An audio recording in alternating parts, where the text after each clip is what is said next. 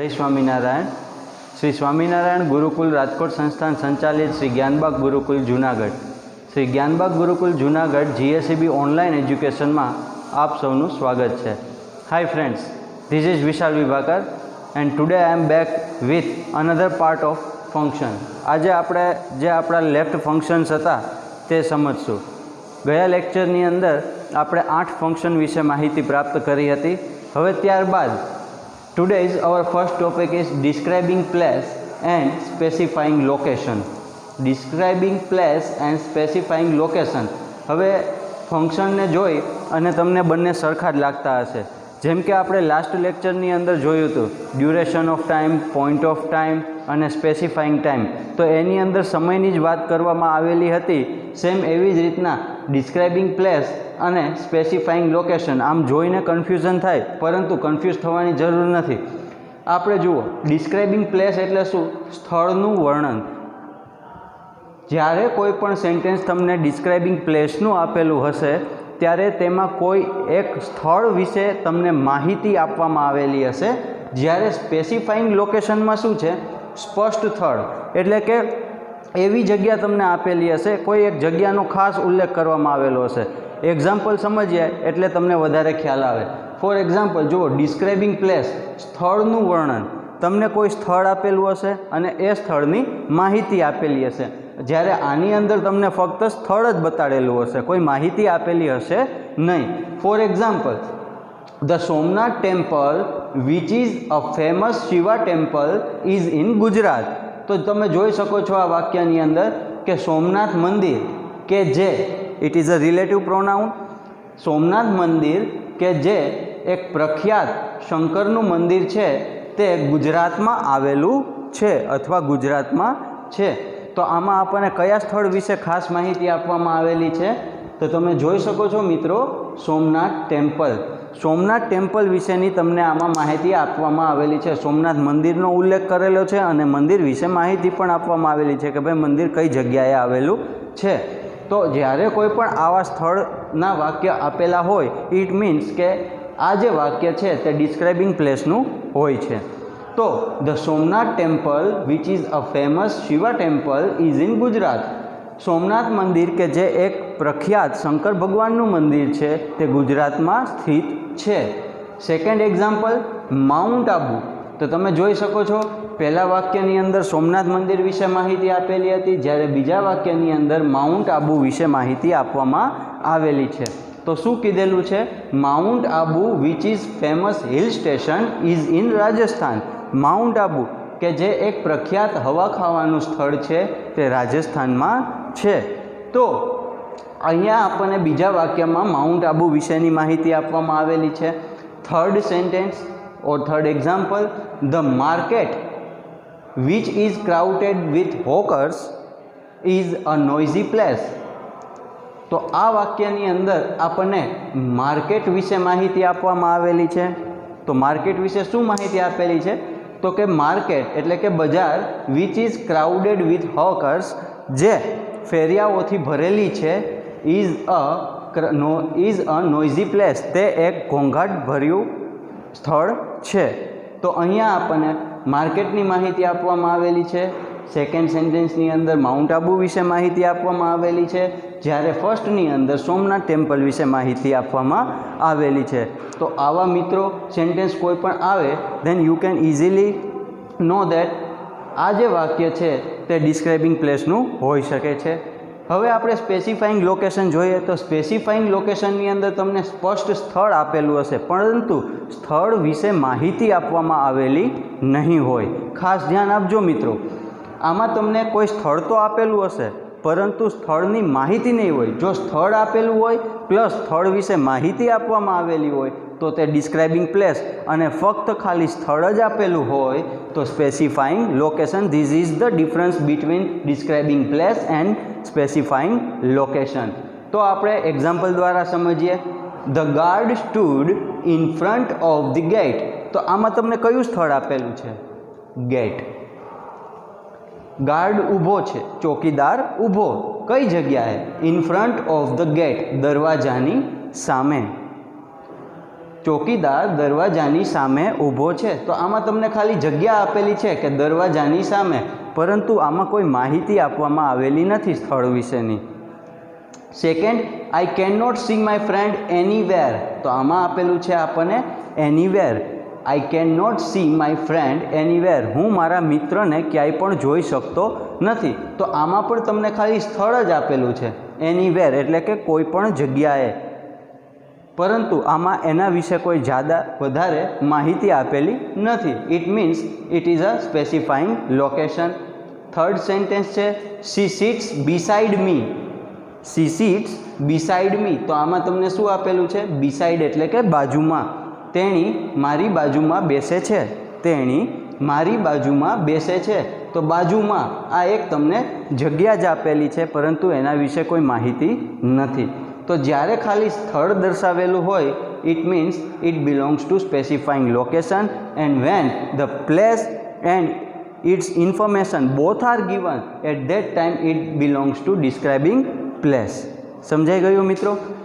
ખાસ ધ્યાન આપજો, ડિસ્ક્રાઇબિંગ પ્લેસ અને સ્પેસિફાઈંગ લોકેશનમાં કોઈ કન્ફ્યુઝન અથવા તો કન્ફ્યુઝ થવાની કોઈ જરૂર રહેતી નથી, કારણ કે ડિસ્ક્રાઇબિંગ પ્લેસ જે છે એમાં તમને કોઈ સ્થળ આપેલું હશે અને સ્થળની માહિતી આપેલી હશે, જ્યારે સ્પેસિફાઈંગ લોકેશનની અંદર ખાલી તમને સ્થળ જ આપેલું હશે.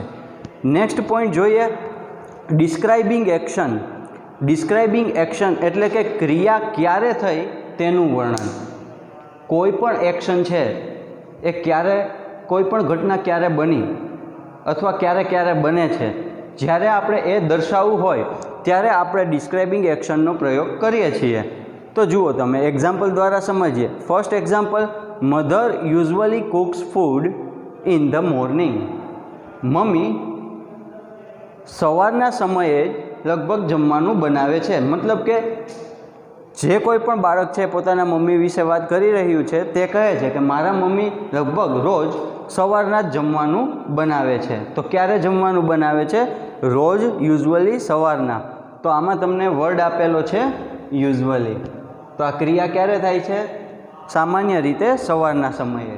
બીજું એક્ઝામ્પલ છે, વી ઓફન પ્લે ચેસ. અમે અવારનવાર, ઓફન અવારનવાર, અમે અવારનવાર ચેસ એટલે કે શતરંજ રમીએ છીએ. તો આમાં તમને ઓફન વર્ડ આપેલો છે. Sometimes I listen to music. ક્યારેક ક્યારેક હું સંગીત સાંભળું છું. તો આમાં તમને સમટાઈમ્સ, ક્યારે સંગીત સાંભળે છે? ક્યારેક ક્યારેક, સમટાઈમ્સ. તો આવા શબ્દો આપેલા હશે. જુઓ, મેં તમને આમાં અહીંયા સ્ક્વેર કરીને પણ બતાવેલું છે કે આવા જે વર્ડ્સ આવશે, ઇટ મીન્સ કે આવા જો કોઈ પણ શબ્દો વાક્યમાં પ્રયોગ થયેલા હોય તો એ ડિસ્ક્રાઇબિંગ એક્શનનું જ વાક્ય હોય.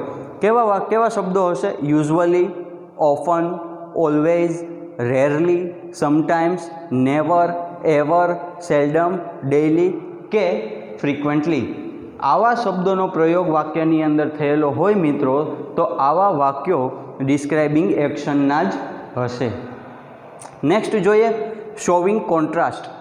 શોવિંગ કોન્ટ્રાસ્ટ મીન્સ, શોવિંગ એટલે કે દર્શાવવું, કોન્ટ્રાસ્ટ મીન્સ વિરોધાભાસ. વિરોધાભાસ દર્શાવવો. તો વિરોધાભાસ આપણે એક બટ, BUT, બટ એટલે કે પરંતુ અથવા પણ, બટ દ્વારા દર્શાવી શકીએ. અને જો વાક્યની શરૂઆતમાં ધો આપેલું હોય, THOUGH, તો તેનાથી પણ આપણે વિરોધાભાસ દર્શાવી શકીએ. એક્ઝામ્પલ દ્વારા સમજીએ. He is an old man. તે એક વૃદ્ધ માણસ છે. બટ, પરંતુ, હી વોક્સ ફાસ્ટ. તે એક વૃદ્ધ માણસ છે, છતાં તે ઝડપથી ચાલે છે. તો આ થયું શોવિંગ કોન્ટ્રાસ્ટ. વૃદ્ધ હોવા છતાં તે ઝડપથી ચાલે છે. તો એમાં તમને બટનો પ્રયોગ જોવા મળ્યો. સેકન્ડ એક્ઝામ્પલ જોઈએ, though he is poor. He is poor, he is honest. Though he is poor, he is honest. જોકે તે ગરીબ છે, પરંતુ તે પ્રામાણિક છે. આમાં બટ લખવાની જરૂર નથી. આગળ ધો આવી જાય એટલે એ વિરોધાભાસ જ દર્શાવે, એટલે આપણે આયા પરંતુનો ઉપયોગ કરી શકીએ. ધો હી ઇઝ પુઅર, જોકે તે ગરીબ છે, છતાં હી ઇઝ ઓનેસ્ટ, પ્રામાણિક છે. તો આ પણ એક વિરોધાભાસ થયો. Next example, he is too young. તે ખૂબ જ નાનો છે, પરંતુ હી કેન અન્ડરસ્ટેન્ડ એવરીથિંગ, તે બધું જ સમજી શકે છે. તે ખૂબ જ નાનો છે છતાં તે બધું જ સમજી શકે છે. તો આવી રીતના વિરોધાભાસને આપણે દર્શાવી શકીએ. તો જ્યારે આવા વાક્યો આવે મિત્રો ત્યારે શોવિંગ કોન્ટ્રાસ્ટનો ઉપયોગ થશે. તો ફંક્શનની અંદર આપણે આજે 12 ફંક્શન વિશે અભ્યાસ કર્યો. આની સિવાયના પણ ઘણા છે, પરંતુ મોસ્ટ ઓફ એક્ઝામમાં પૂછાવાવાળા આ જે એક્ઝામ્પલ આપણે અત્યારે જોયા અને લાસ્ટ લેક્ચરની અંદર જોયા એ મોસ્ટ ઇમ્પોર્ટન્ટ એક્ઝામ્પલો આપણે જોયા. હવે બોર્ડની અંદર આપણને કેવી રીતે એક્સરસાઇઝ પૂછવામાં આવે છે, આ ટોપિક જે છે ધોરણ 9ની અંદર પણ આવે જ છે, પણ સ્ટાન્ડર્ડ 10થની અંદર વધારે ડિસ્ક્રિપ્ટિવ છે. હવે આપણે બોર્ડની એક્ઝામમાં કેવી રીતે પૂછાય છે એનું એક એક્ઝામ્પલ જોઈએ. Look here. એક મેચ ધ ફોલોવિંગના રૂપમાં તમને પહેલો પ્રશ્ન પૂછાશે 3 માર્કનો. Match the following. એમાં તમને એ અને બી આપેલા હશે. એની અંદર તમને 3 વાક્યો આપેલા હશે અને સામે 4 જવાબ આપેલા હશે. તમારે જે સાચા જવાબ છે એ મેચ કરવાના રહેશે. તો જુઓ તમે, હવે તમારે વાક્ય જોઈ અને ઓળખવાનું રહેશે કે વાક્યમાં કયું ફંક્શન યુઝ થયેલું છે. જોઈએ આપણે. That is the pen. આ પેન તે છે which I bought for 100 rupees, કે જે મેં 100 રૂપિયામાં ખરીદી. પહેલી પેન એ છે કે જે મેં 100 રૂપિયામાં ખરીદી.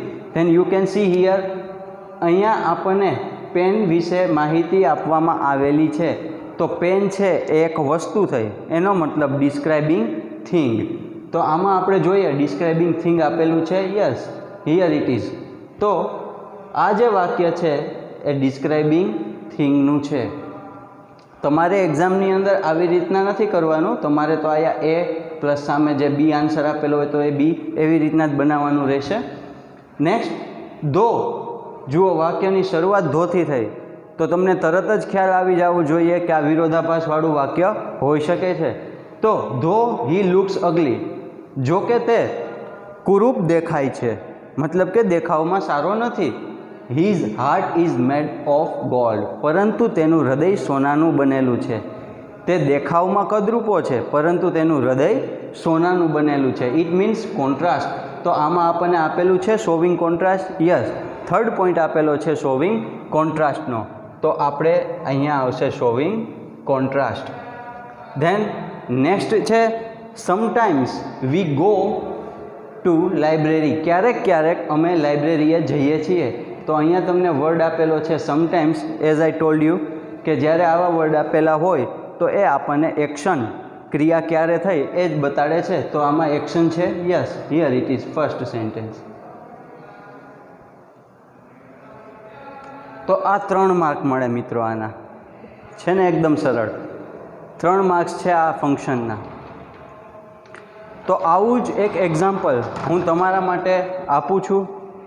તમારે એ એક્ઝામ્પલને સોલ્વ કરવાનું છે અને આનો જે આન્સર છે એ નીચે ડિસ્ક્રિપ્શનની અંદર આપેલો જ હશે. પરંતુ આન્સરને જોયા પહેલાં તમારે તમારો આન્સર પ્રિપેર કરવાનો છે. પછી તમારે ડિસ્ક્રિપ્શનમાં જઈ અને આનો આન્સર ચેક કરવાનો છે.